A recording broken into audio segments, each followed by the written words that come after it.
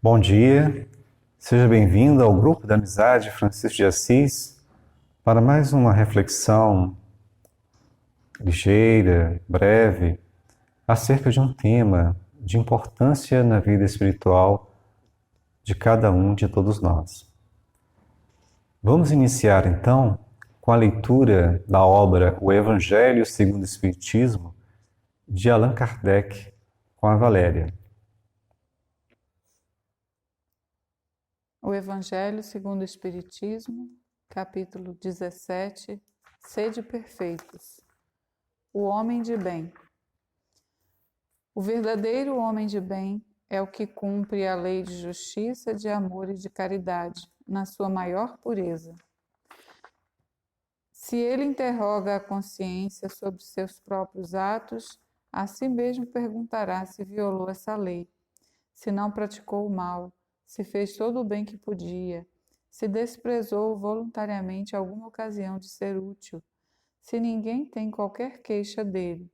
Enfim, se fez a outro em tudo o que desejara lhe fizessem.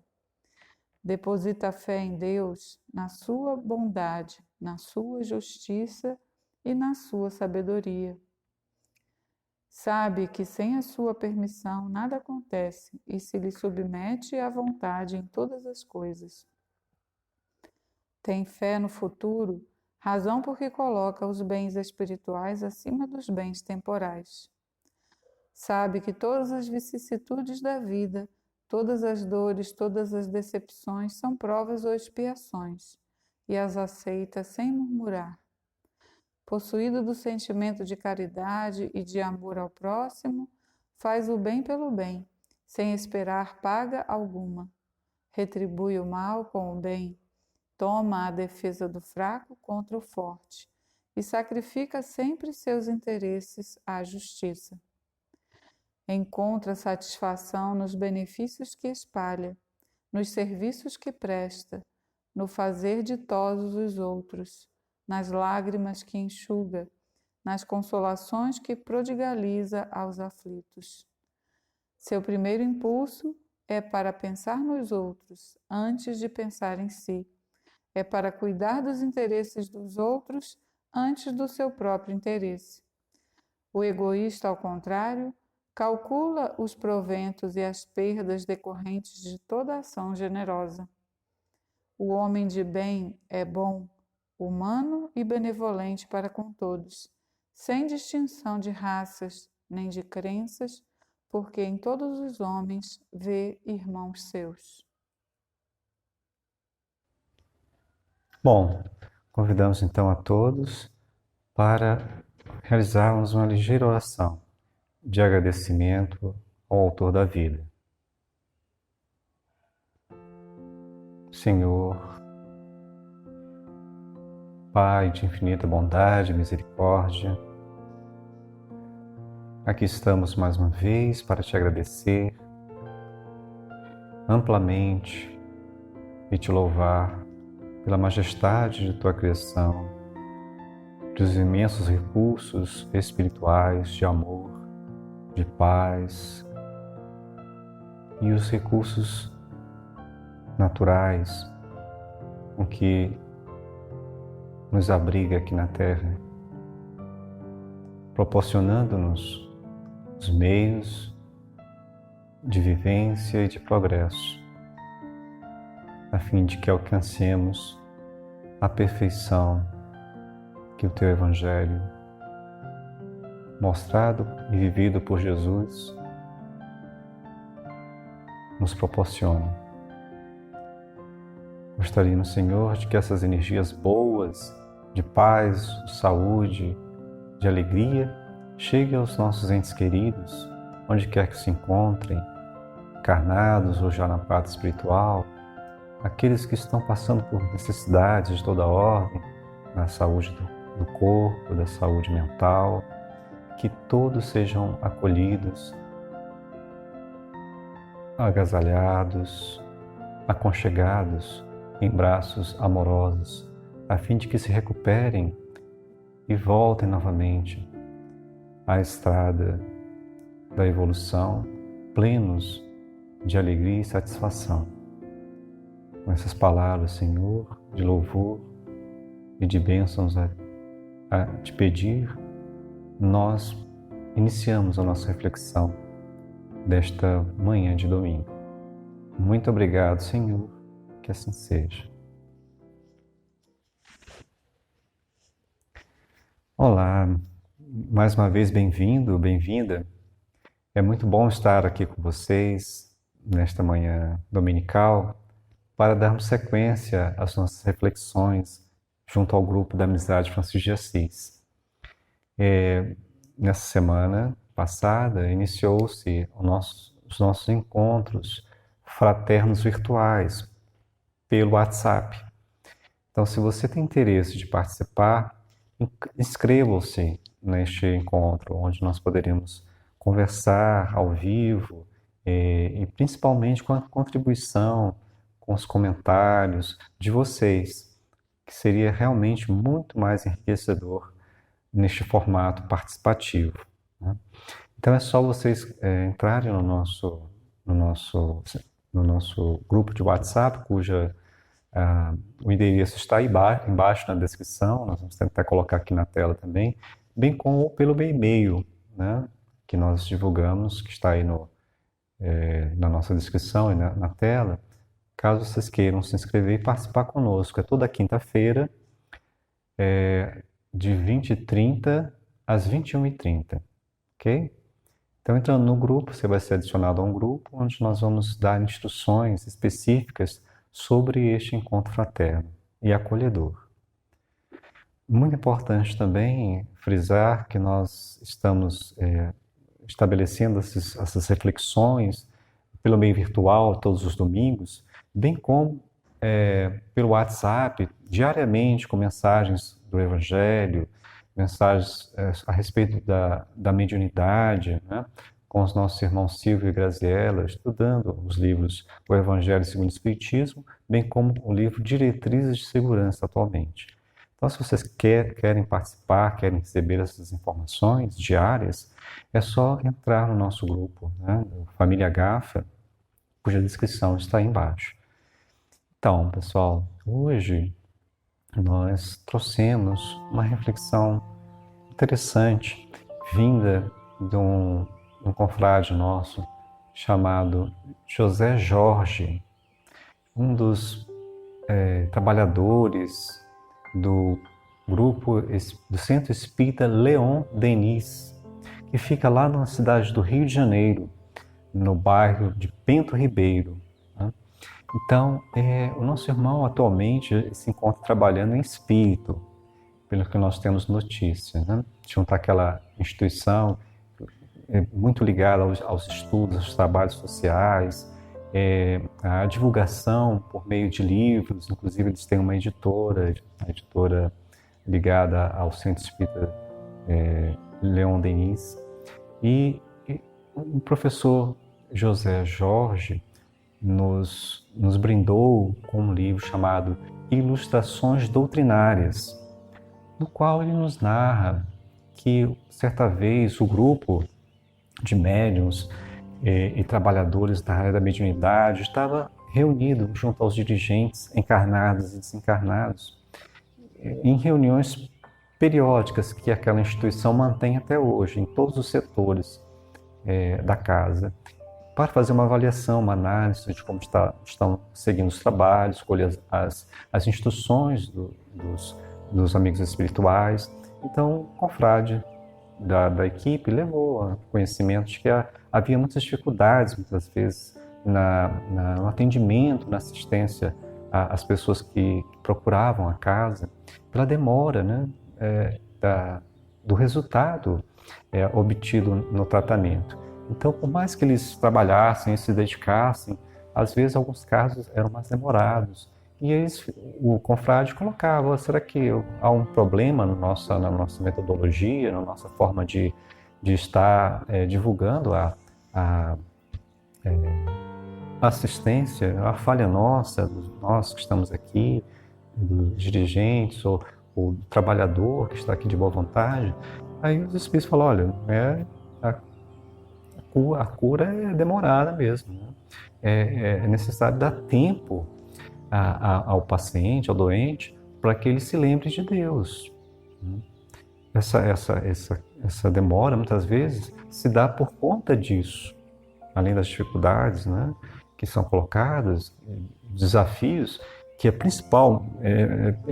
principalmente do próprio paciente, depende mais dele, na verdade, para que a ajuda ela tenha uma eficácia, faça um efeito.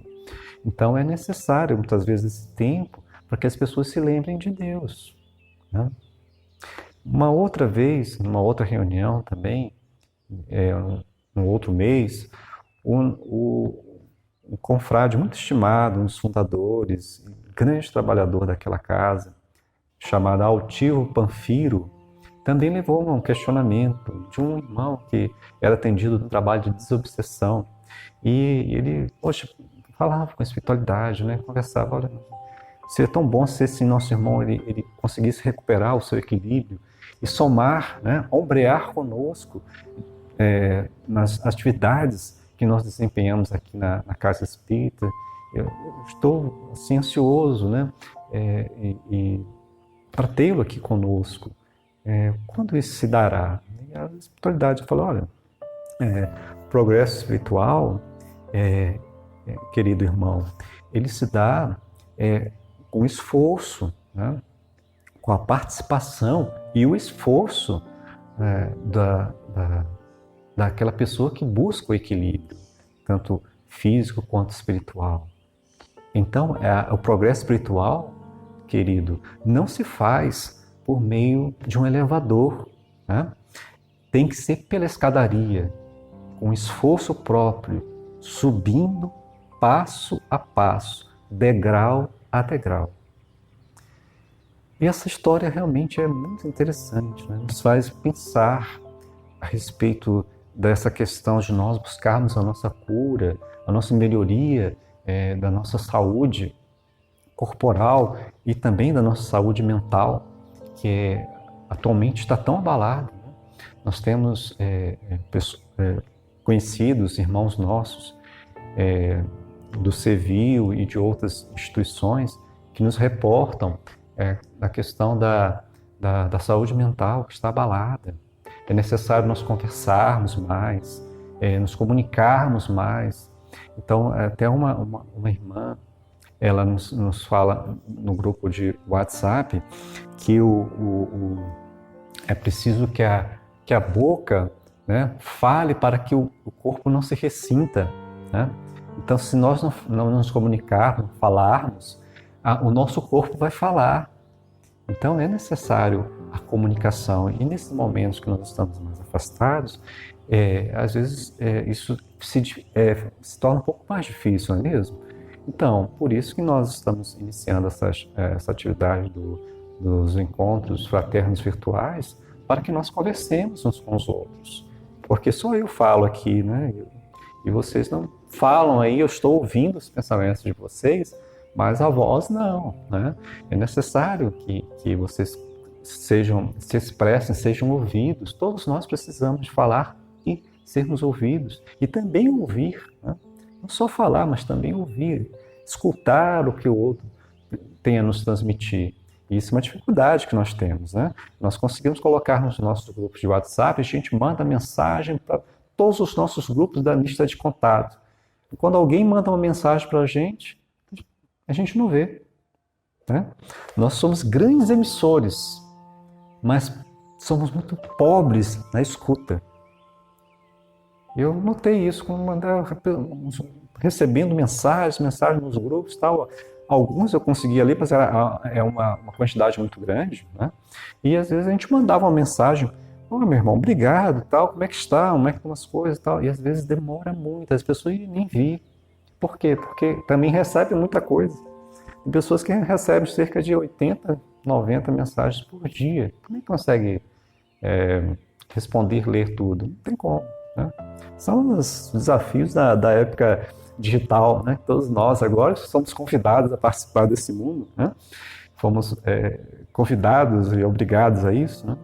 Mas assim, numa conversa pessoal, a gente vai, conversa, olha no olho, né? E sente o outro, Então isso é muito importante também. Nós não podemos nos esquecer dessa necessidade do contato social. Então, a nossa saúde, então, ela deve ter a nossa participação.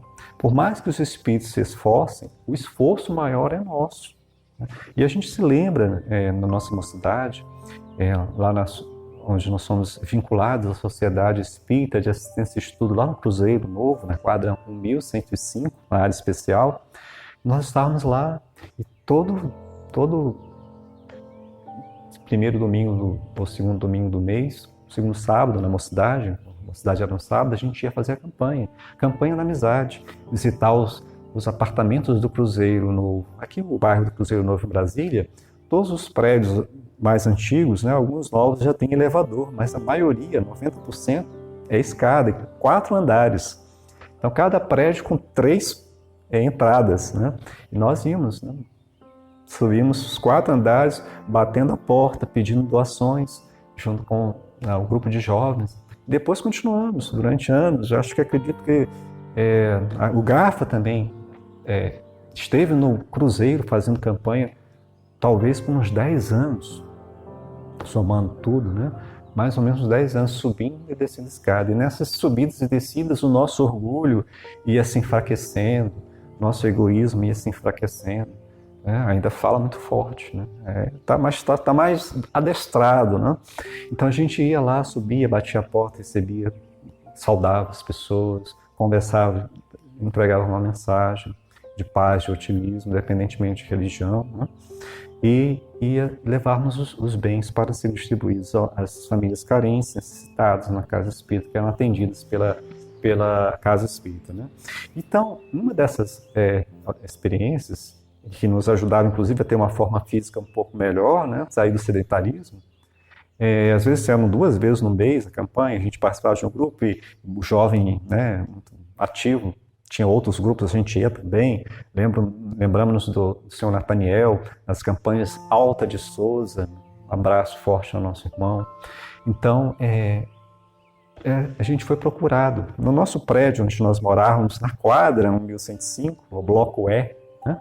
Nós fomos procurados por um morador uma vez, e que sabia, que era colaborador da campanha. Todo mês ele dava uma cesta de alimentos que na época eram distribuídos aqui no Garfa. Então, aí ele me procurou: Sérgio, estive no Rio de Janeiro e procurei uma casa espírita, se não me engano, uma casa espírita que eu não me recordo o nome, muito famosa, porque recebia muitos atores da televisão, né, de novelas.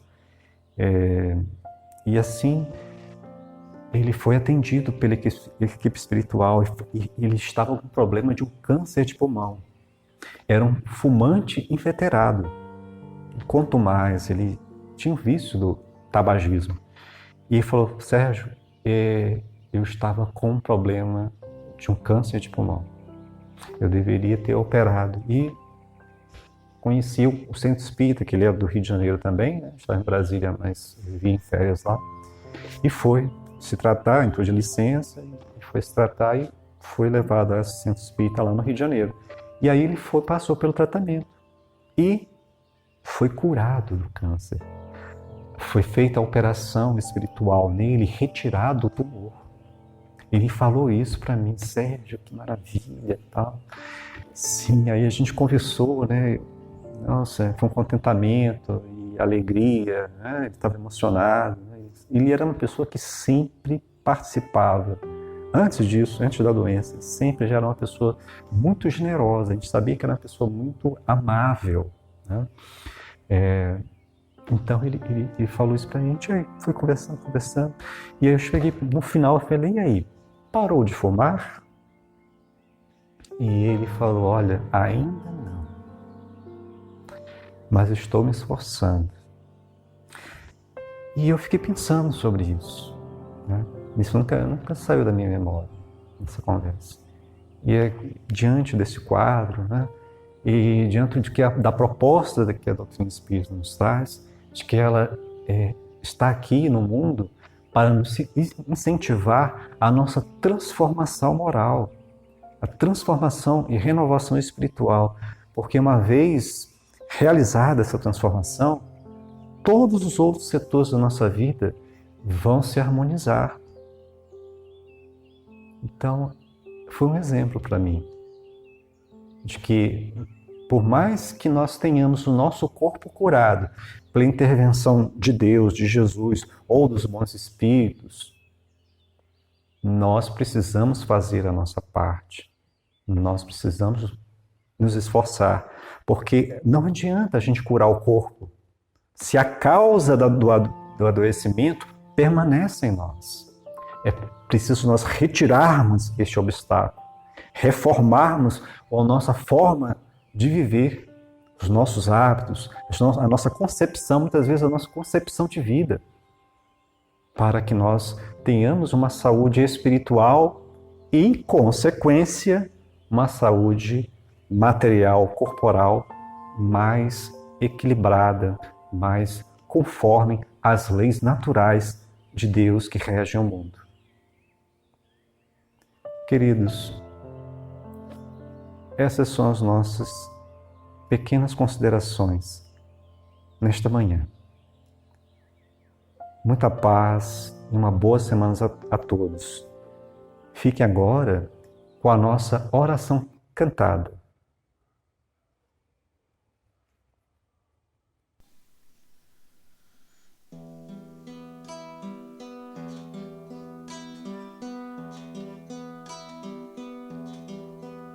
Só quero dizer-lhe, amigo, o amor procura você. Decida ser o abrigo dos filhos do padecer. O tempo grita teu nome, aguarda tua decisão. Não bastam só teorias, a vida lhe pede ação. Aqui além acolá, aqui além acolá, aqui além acolá, há campos pra semear. Aqui além acolá, aqui além acolá, aqui além acolá, há campos pra semear.